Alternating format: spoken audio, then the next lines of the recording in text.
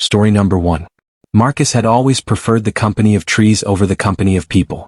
Growing up in Mendocino County, he had learned the language of the forest early, the way the air changed before a rainstorm, the way sound carried differently depending on the time of day, the way an animal's sudden silence could mean something was near. Hunting wasn't about trophies for him. It was about stillness, a ritual, a way to reset his mind. That Saturday began like countless others. Before dawn, he parked his old Ford in a gravel turnout off a barely visible road. He stepped out into the dark chill, the air carrying the damp scent of pine needles and salt from the distant Pacific. The woods before him stretched wide, dark, and silent, the redwoods rising like ancient pillars. He slung his rifle over his shoulder, checked his pack, and started down the narrow trail. The first hour was all quiet movement. The forest had its layers of silence, the deep pre-dawn hush, then the subtle stirring as light crept between trunks. A woodpecker somewhere in the distance. A rustle of something small moving through ferns. The occasional flutter of wings above. Marcus walked softly, his boots avoiding twigs and dry leaves, his eyes scanning for the flicker of movement that might be a deer's flank. By noon he was far from the road. The sun angled through the canopy in fractured shafts, painting patches of ferns in gold. He paused at a small clearing, kneeling to study a set of fresh tracks. That's when he heard it. The whistle. It was high and breathy, hanging in the air for several seconds before sliding up, then down like someone bending a note they didn't quite understand. Marcus froze, head tilting toward the sound. Bird calls he knew. This wasn't one of them. The whistle came again, but now from his right. He stood slowly, turning his head. The space between the redwoods was dense, shadowed. No movement. No sound but that strange call. Then behind him the whistle rose once more. His stomach tightened. He spun in a slow circle, scanning the undergrowth, rifle loose in his hands but ready. The forest was still. Too still. The whistle came again, closer now, sliding between notes as if mocking a melody. Marcus's mouth felt dry. Who's there? His voice rang out, flat in the quiet. Pause. Then his voice came back to him, same words, same tone, but wrong. The rhythm matched perfectly, but there was something thin and unnatural about it, as though someone were imitating him without understanding the meaning behind the words. Marcus swallowed hard. The whistle resumed, circling, and now it seemed to come from more than one direction at once. He stepped back, scanning the shadows, his skin prickling. When the sound closed in, instinct took over. He turned and ran. His boots thudded against damp earth. Branches whipped his arms and face as he crashed through the undergrowth. Behind him, the whistle followed, not fading but keeping pace. It multiplied, layers of sound weaving around him. Higher notes, lower notes, all bending and sliding, wrapping him in a wall of sound. When the trees began to thin, he sprinted harder.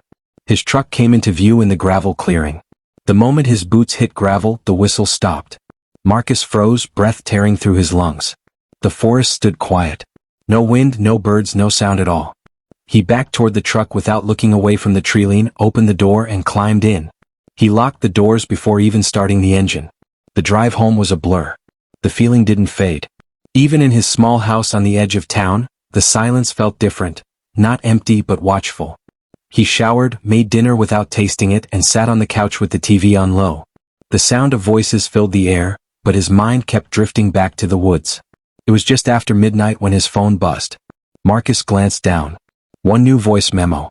He didn't remember recording anything. Frowning, he tapped it open. The length was strange, 47 minutes. He hit play. At first there was nothing but breathing. Slow, uneven. His breathing.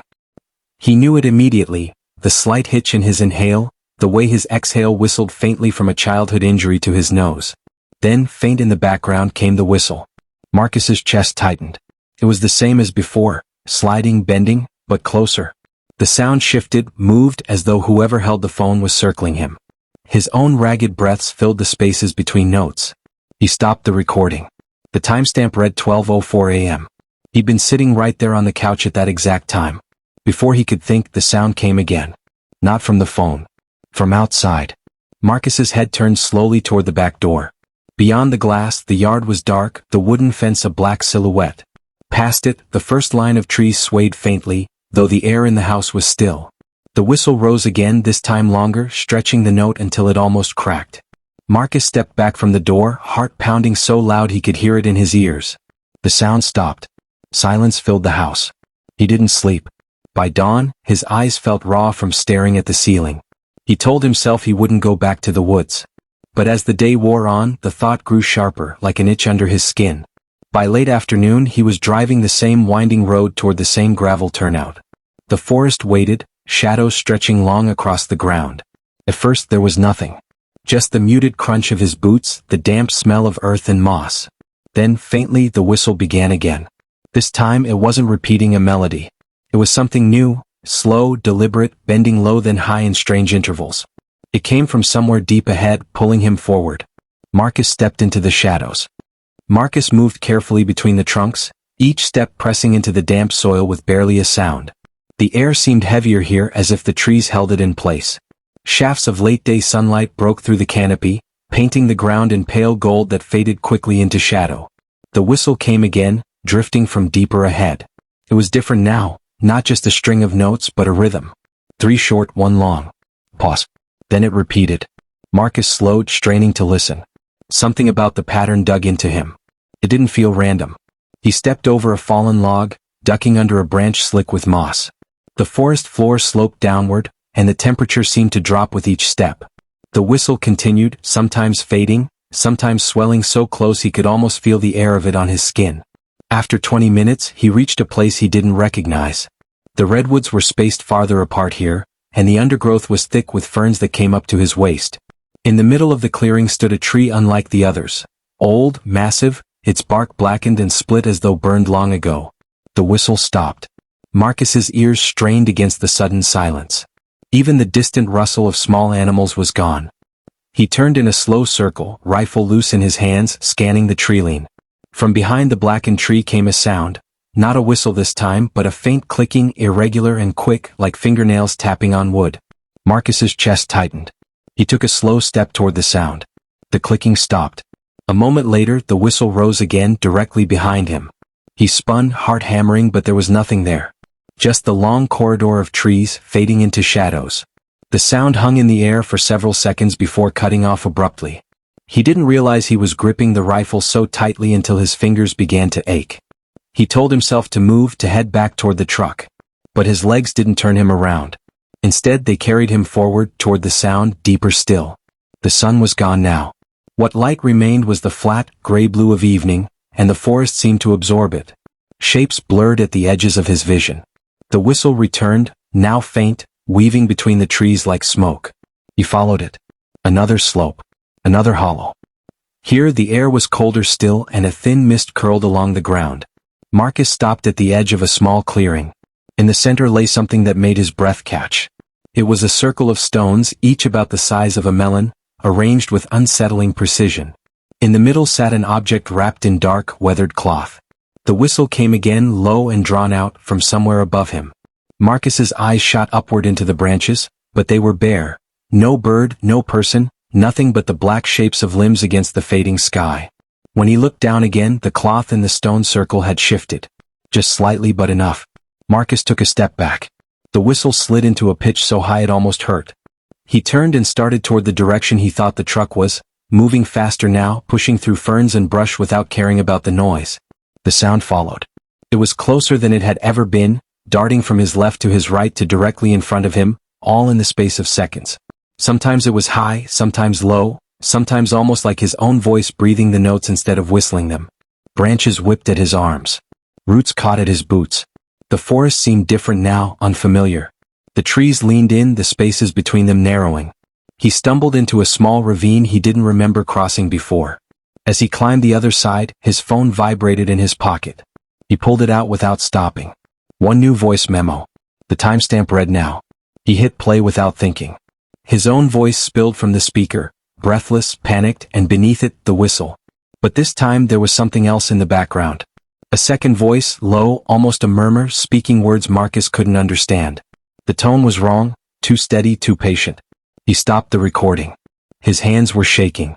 The whistle sounded again, so close it could have been just behind his ear. Marcus broke into a run. Somewhere behind him, branches snapped. Something heavy moved through the brush, but the sound didn't match the whistle. It was deeper, deliberate, like footsteps that didn't belong to any animal he knew. He burst through the treeline into the gravel clearing, chest burning. His truck stood where he'd left it, shadowed under the last gray light. The moment his boots hit the gravel, the whistle stopped.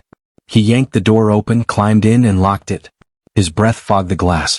The forest was silent again. Marcus didn't go home right away. He drove aimlessly for an hour, hands clenched on the wheel, headlights cutting through the coastal fog. By the time he pulled into his driveway, full night had settled in. Inside, the house felt wrong. The air was colder than it should have been. Shadows pooled in the corners, thicker than the light could reach. He kept the TV on again, more for company than distraction. Near 2 in the morning, his phone vibrated. Another voice memo. This one was longer, over an hour. He didn't want to press play. Every muscle in his body told him not to. But he did. Breathing. His breathing. The faint crunch of his boots on leaves. The whistle, far off at first, then closer. And then a voice. Not his. It was low, careful, and it said his name. Slowly. Clearly. Then it said it again. The recording ended with a sound like fabric brushing against the microphone, and then silence. Marcus set the phone down on the table, his hands damp with sweat. From outside, faint but unmistakable, came the whistle. This time it didn't stop when he stood up. It didn't stop when he moved to the window. It only stopped when he opened the back door. The night was still.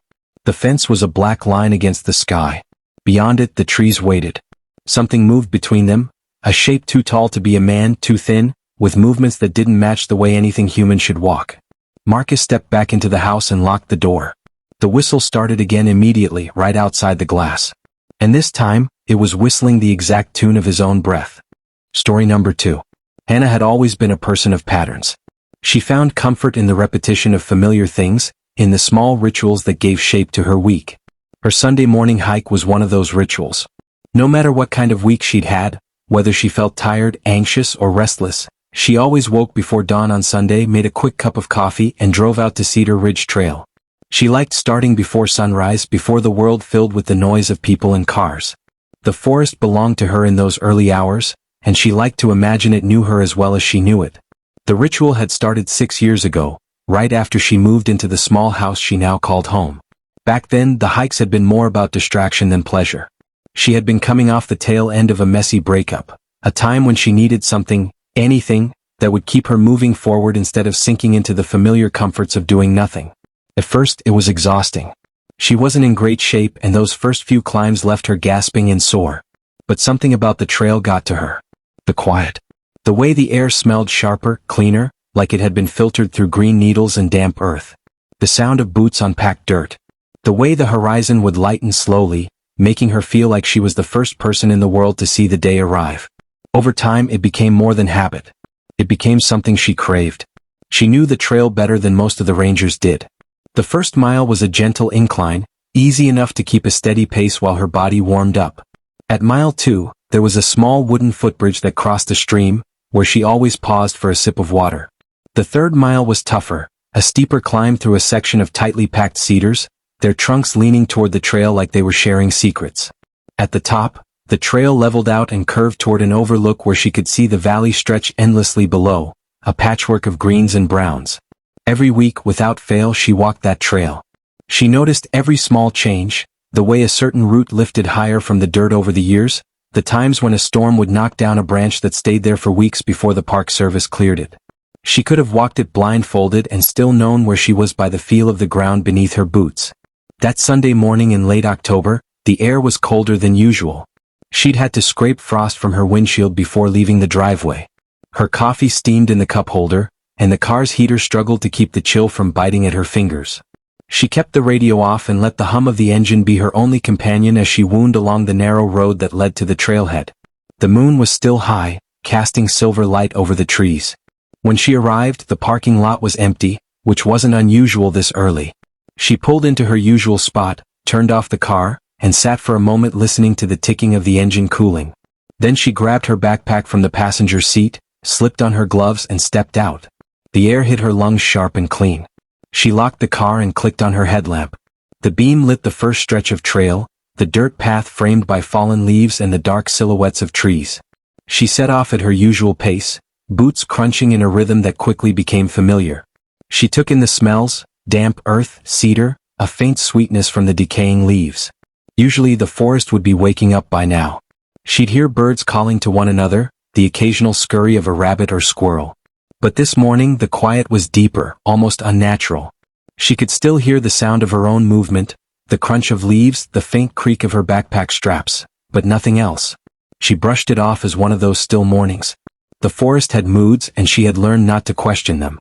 She passed the leaning cedar she always touched for luck and let her fingers graze the rough bark. The trail curved left as it always did, leading toward the grove where the trees grew so close together that only narrow slices of light could pass through. And that's when she saw it. A narrow side path branched off to her right. She stopped, her headlamp beams sweeping over the opening. It wasn't wide, maybe just enough for one person, but it was clear enough to follow. The ground looked like it had been walked on, though not often. The leaves were pressed down in places, revealing patches of dark soil. She frowned. She had been on this trail hundreds of times. She'd never seen this. She stepped closer, curiosity tugging at her. The side trail seemed to lead deeper into the cedars, winding just out of sight. She thought about ignoring it. She could stick to her usual plan, make it to the overlook before sunrise. But she also knew herself. If she didn't check it out, she'd spend the rest of the day wondering. She decided she'd follow it for 5 minutes, maybe 10, then turn back. The moment she stepped onto the new trail, she noticed the change. The air cooled quickly, enough to make her zip her jacket higher. The forest's faint sounds faded even more until the only thing she could hear was the crunch of her boots. The trees seemed to grow closer together here, their branches knitting overhead until her headlamp was the only light. She checked her watch. 7 minutes. She expected the trail to rejoin the main path at some point, but it didn't. It kept winding, each turn leading to more of the same, cedars and shadows. At 12 minutes she started to feel uneasy. There were no landmarks here. Nothing to orient herself. Just the same repeating shapes, like the forest had been copied and pasted in all directions. She told herself she'd walk until 20 minutes, then turn back. At exactly 20 minutes, she stepped into a clearing. It was small, circular, and empty except for a single wooden chair in the center. The chair was weathered, its paint gone, the wood gray and cracked. It faced slightly to the left like it had been placed that way deliberately. But it wasn't the chair that froze her in place. Hanging above it, from the surrounding branches, were photographs. Dozens, maybe hundreds, of them, each dangling from a thin string swaying gently in the air.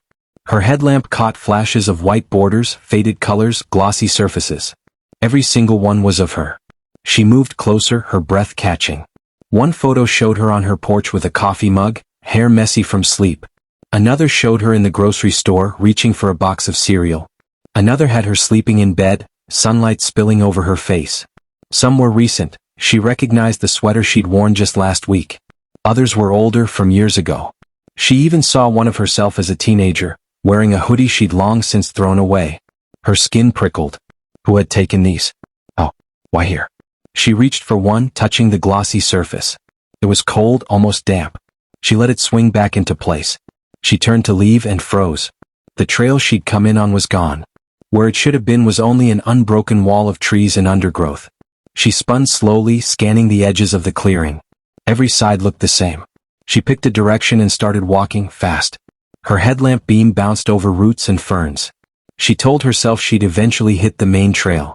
She didn't look back. 10 minutes later, she stepped into the clearing again. The chair sat waiting. The photographs swayed. Her heart hammered. She picked another direction, nearly running now, snapping branches as she pushed through. She kept her eyes on the ground, afraid of seeing movement between the trees. She walked until her legs burned. And again she returned to the clearing. At some point she found herself in the chair. She didn't remember sitting down, but she was there, her backpack heavy on her shoulders, her legs tingling with numbness. Above her, the photographs shifted, and now she thought she heard whispers, soft, almost words, but too faint to understand. A new photograph dangled among them. It was her, sitting in the chair looking up. Her hands shook as she pulled out her phone. She didn't remember dialing, but she was leaving a voicemail for her sister, words tumbling over each other. She described the trail, the photographs, the clearing. She said she'd try one more time to find her way out. She told her she loved her. Then the battery died. 2 days later, hikers found her car in the lot. Search teams scoured Cedar Ridge and every side path. They found no clearing, no chair, no photographs. The trail Hannah described in her voicemail was nowhere to be found. Some searchers swore the cedars felt closer together than before, their branches almost touching overhead. And when the wind blew, they thought they heard the faint rustle of paper high above. Story number 3. The wind came in heavy from the Pacific, carrying with it that cold salt smell that seemed to sink into everything. Jake, Marcus, and Lila had been driving for most of the day, winding along the highway until the endless green of the Oregon coast spruce forests began to swallow the road. They were looking for a spot far from other campers, someplace where the only sounds would be wind through the trees and the ocean in the distance. By the time they found it, the sun was starting to sink into a sky streaked with copper and gray. A narrow dirt path cut away from the main road, twisting down toward a clearing half surrounded by towering spruce. On the far side, through the gaps in the trees, they could just make out the glint of water where the ocean reflected the last light of day. "This is it," Marcus said, shutting off the car. "Perfect." They unpacked their gear quickly, laughing and talking over each other the way old friends do when they finally manage to get away from work, school, and everything else. Jake pitched the tent near the tree line, while Lila gathered driftwood for the fire. Marcus was the self-appointed chef, digging out a cooler full of hot dogs, marshmallows, and cheap beer. By the time the fire was going, the clearing had fallen into deep shadow. The trees on 3 sides loomed black against the fading sky, their tops swaying as if whispering to each other in the wind. The ocean was a constant hush somewhere beyond the forest, a reminder of just how far they were from anything else. They ate, they drank, they told stories. Marcus started on one about a fisherman who vanished near these very woods years ago, his body never found. Lila groaned and threw a marshmallow at him. "Why is it always about someone disappearing?" she asked. "Because it's fun," Marcus replied, grinning. Jake wasn't really listening. His gaze kept drifting toward the edge of the trees. He thought at first that it was the way the firelight flickered, making the shadows seem to move. But then he saw it, something standing just beyond the fire's reach. It was tall. Much taller than any person should be, its head almost level with some of the lower branches. Thin too, so thin it might have been a stripped tree trunk if not for the subtle way it seemed to be breathing. Or maybe swaying. Jake couldn't tell. At first he thought it might be some dead spruce that had escaped his notice. But as he squinted through the shifting light, he saw it shift its weight from one leg to the other. It was small, just a subtle lean like someone adjusting their stance. Jake's throat felt tight. He pointed toward the shape. "Do you see that? By the trees." Marcus turned, following Jake's finger. "See what?" Jake blinked. The spot was empty now. Nothing but dark tree trunks and the faint suggestion of mist. "It was there a second ago," Jake said. Lila leaned closer to the fire, rubbing her hands. "You've been staring into the dark too long. Your brain's playing tricks." Maybe she was right. Maybe it had been nothing. But Jake didn't look back at the tree line for the rest of the night. They stayed up until the fire burned down to embers, then crawled into the tent. The air inside was colder than Jake expected, the kind that made every breath visible in the dark. He zipped his sleeping bag all the way up, leaving just enough room to breathe. Marcus was already snoring. Lila's breathing was slow and steady. Sometime in the night, Jake woke without knowing why. The forest was utterly silent. Even the wind had gone still. Then the tent shuddered. It was sudden, one sharp shake as though someone had pushed against it from outside. Jake froze, every muscle locked. Marcus stirred but didn't wake. Another shake, slower this time, almost like the tent was being tested. The nylon walls rippled. Jake heard something scrape against the fabric, dragging from one corner to the other. Long, deliberate drags. And then the breathing began. It was low, wet, and far too close, right outside, inches away from his head. Each inhale sounded like it struggled through water, each exhale a faint gurgle. Jake's heartbeat pounded so loud in his ears he thought it would give them away. He didn't dare look toward the side of the tent where the sound came from. He didn't move. He didn't even blink. For a long moment the sound just stayed there. Breathing. Waiting. And then it was gone. The forest stayed silent until morning. When they finally stepped out into the gray light, Lila gasped. Around the tent, in the damp dirt, were prints. Not boots. Not animal paws. They were bare human feet but stretched wrong. Too long. The toes were elongated, curling slightly into the soil like claws. They didn't speak much over breakfast. No one made a joke about it. Marcus packed the gear faster than usual. They decided, without really deciding, to leave before nightfall. But first they had to make it through the day. The morning sky was pale and colorless, a lid of thin clouds pressed low over the forest. None of them had slept well, though they didn't admit it out loud. Jake kept glancing toward the prints in the dirt, half expecting them to fade away like a dream. But they didn't. The damp earth had held them perfectly, every elongated toe clear as if whatever made them had been standing there only moments ago. Marcus stuffed the tent into its bag without folding it, as if the faster they packed, the safer they'd be. Lila said she'd go collect the last of the trash by the fire pit, but Jake noticed she didn't stray too far from the car. They didn't talk about what happened. Not really. They spoke in half sentences, stopping short before finishing their thoughts. It was easier that way. By mid-morning, everything was loaded into the trunk. The plan had been to hike to the shoreline before heading home, but nobody mentioned it. Marcus turned the key, the car coughed to life, and they were back on the narrow dirt road winding through the spruce. It should have been a relief to leave the campsite behind. But the forest didn't seem to thin. The trees pressed closer to the road, their trunks wet and black with moss. The air felt heavy, like they were driving deeper into something instead of away from it. After 10 minutes, Lila said, "This isn't the way we came in." Marcus frowned at the road ahead. "It's the only road." "No," she said quietly. "It's not." Jake looked out the rear window. The dirt track behind them was swallowed in mist, like the forest was closing over where they'd been. He thought about saying something, anything, to cut through the tension, but the words wouldn't come. They drove on. The road curved sharply, and for a moment the trees broke enough to show the sky. Jake turned to look and froze. Something was standing at the edge of the forest just off the road. Tall, thin, perfectly still. It was the same shape he'd seen last night. From this distance he couldn't see its face. Couldn't see much of anything beyond the outline. But it was angled toward the road, and Jake had the distinct, horrible certainty that it was watching them. When he blinked, it was gone. "You saw it, didn't you?" Lila said. Jake met her eyes in the rearview mirror. She knew. She'd seen it too. Marcus didn't ask. He just kept driving. They reached the main highway around noon. The ocean appeared again on their left, gray and restless under the overcast sky.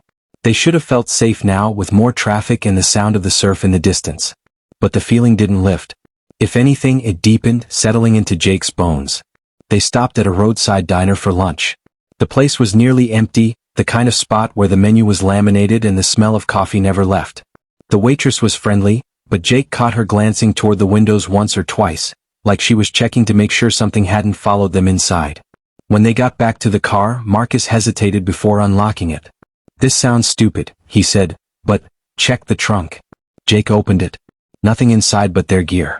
Still, the air inside felt cold, like the trunk had been sitting in shade all day instead of full daylight. They didn't stop again.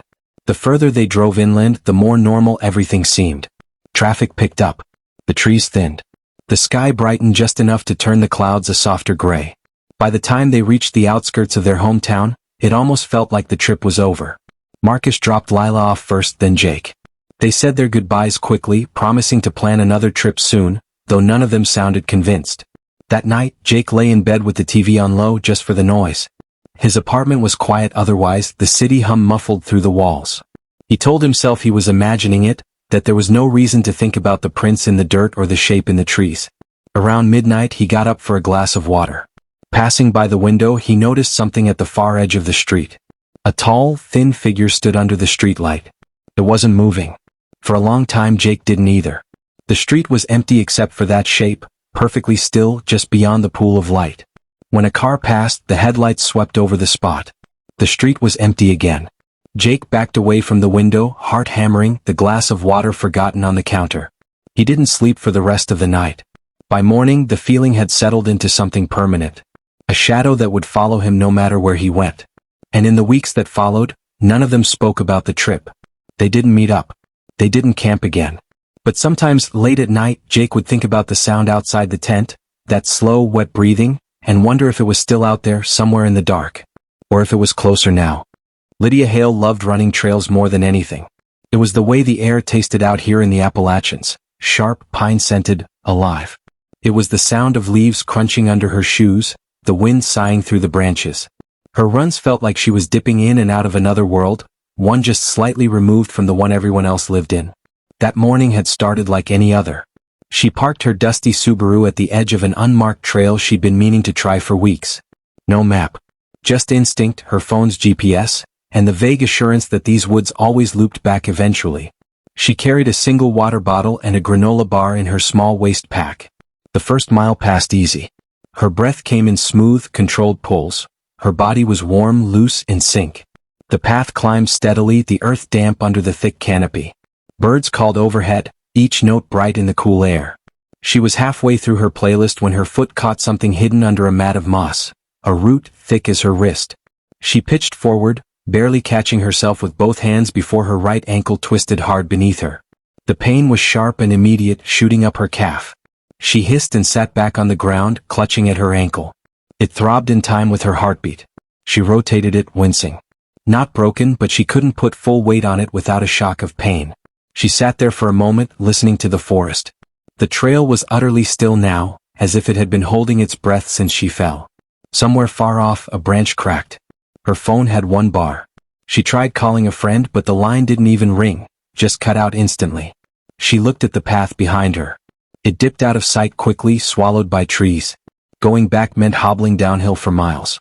Lydia scanned the woods ahead, hoping for some sign of help. A cabin, a car, anything. That's when she saw it, a faint break in the trees just off the trail. It took her 15 painful minutes of limping to reach it. The cabin sat in a small clearing, its weathered boards gray with age. No smoke curled from the chimney, no car was parked out front. The porch sagged slightly and one of the steps was missing entirely. The forest seemed to crowd close around it, like it had grown over everything but this single footprint of space. Still, it was shelter, maybe even help. She called out. "Hello? Anyone here?" No answer. The front door hung ajar. Not wide enough to be welcoming, just barely open, like someone had forgotten to close it all the way. Her stomach tightened. She told herself it was fine. People left cabins unlocked out here all the time. She knocked on the frame and pushed it gently. The door swung inward with a dry groan. Inside, it was dim, the only light coming from a single oil lamp on a small table. She froze. No windows. Not a single one. The walls rose in unbroken planes, each one covered from floor to ceiling with mirrors. Not new mirrors. These were warped, their silver backing peeling in places. Some were tall and narrow, others squat and wide. The glass bent the light strangely, so even the lamp's soft glow seemed to stretch and curl at the edges. The smell in here was strange. Earthy like damp soil. But under it was something faintly metallic, almost like blood. Her own reflection stared back at her from every direction, hundreds of versions of herself. She took a tentative step inside, her shoe scuffing against the uneven floor. It was then she noticed the first wrong thing. In the mirror directly ahead, she stood alone. But in the one just to its left, there was someone behind her. Her breath caught. She whipped around, nothing but the closed door. She looked back at the mirrors. Now, in every reflection, the figure was there. It was tall, its outline blurred as though the glass couldn't focus on it. Its face was obscured entirely by shadow, like the black was painted over the glass itself. And in each pane it was closer. In one mirror, it stood a few feet behind her. In another, it loomed directly at her back, head tilted slightly like it was listening. Her chest tightened. She turned in a slow circle, eyes darting from one warped reflection to another. The figure never moved in the real room, only in the mirrors. But every time she blinked, its position changed, closing the distance. Her ankle screamed as she bolted for the door. She shoved it open and stumbled onto the porch, her breath tearing in her throat. She didn't stop running until the forest opened onto the main road, her lungs burning, her ankle throbbing like it was on fire. A car slowed when it saw her. The driver, a man in his 60s, rolled down his window. "You okay, miss?" She nodded shakily, too winded to speak. He offered her a ride to the ranger station. Later that afternoon, she returned with Ranger Ellis, a wiry man with a calm voice and a wary look in his eyes. She kept her directions precise, following each twist of the trail, each break in the trees. But when they reached the clearing, the cabin was gone. The earth where it had stood was bare, save for her own tracks. And one more set, larger than her own, the toes sunk deep as if someone heavier had been standing there, watching. The tracks led back into the forest in a direction where no trail ran. Ranger Ellis looked at her for a long time. "You sure this isn't some kind of shock from your fall?" She didn't answer. Because she had seen something else, something she didn't dare tell him. In the dirt, beside the larger footprints, was a fragment of warped glass. And in its reflection, for just a split second before she dropped it, something shifted in the darkness behind her. That night, Lydia couldn't sleep. Every time she closed her eyes, she saw the warped mirrors, the figure edging closer in each reflection.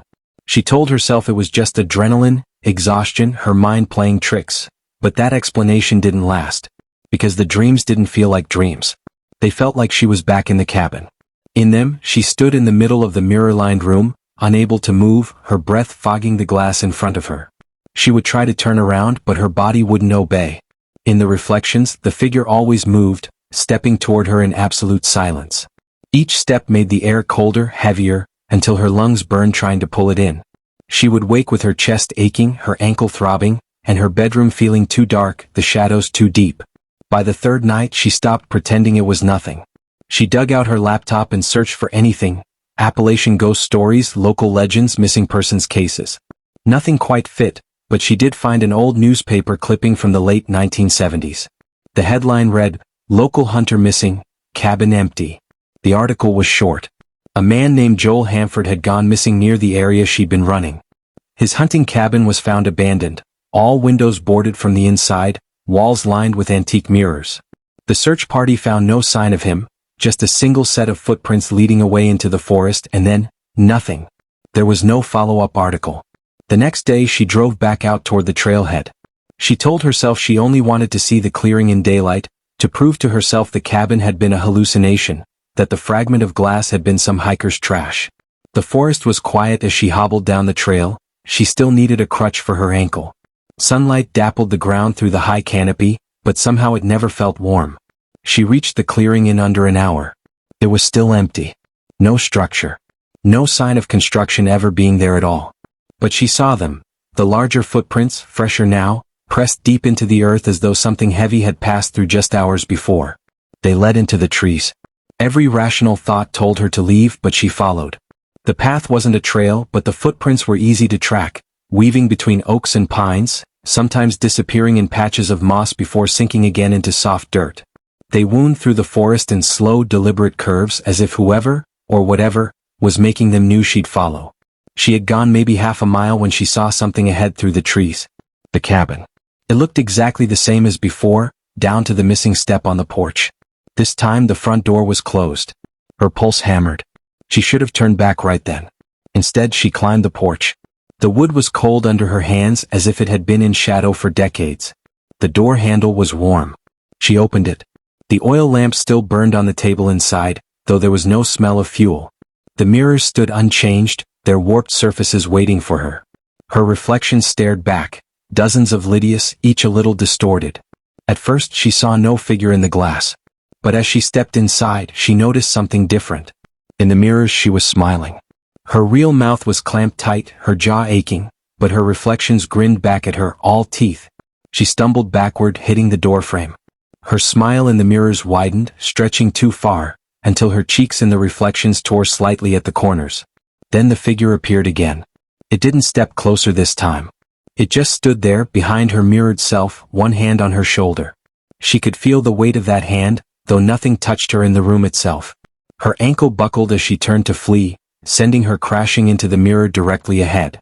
The glass didn't shatter. It gave under her weight like water. Her reflection grabbed her wrist and pulled. For an instant, she was inside the mirror, the air thick and wet in her lungs, her movements slow as if underwater. Behind her, the figure's face came into view for the first time. It wasn't a face at all, just a black hollow, like staring into a place where light itself had been erased. Something yanked her backward hard, and she found herself sprawled on the porch. The door was gone. There was only the wall of the cabin, solid and unbroken. The forest was utterly silent. No birds, no wind. She stumbled away, not looking back, not stopping until she reached the road. A passing truck took her into town. That was 2 weeks ago. She hasn't gone back, but sometimes at night, when she catches her reflection in the bathroom mirror, she swears her smile lingers a second too long. And in the far corner of the glass, in the blur of shadow where her shower curtain hangs, she can see the faint outline of someone standing very, very still.